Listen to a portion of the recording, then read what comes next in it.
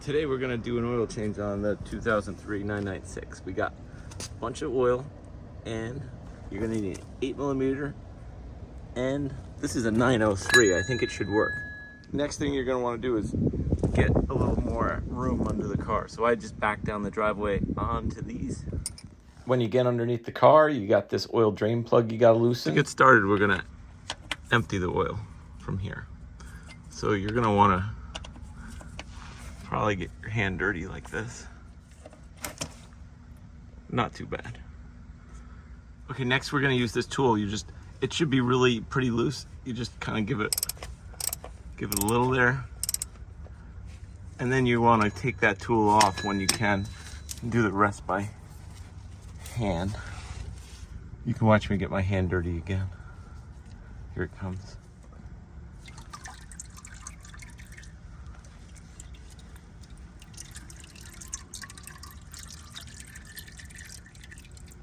A little messy. Next, you're going to want to put this cap back on, tighten it like this, put this in there, and go tight enough so that it's tight. This one you just push into area, and then you got to remember to replace this gasket right there. Okay, once you replace that, you're going to do it by hand all the way up until you get it to where it stops.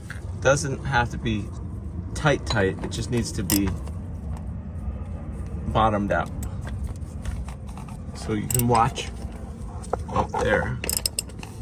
It shouldn't be like tight, it should be just bottomed out.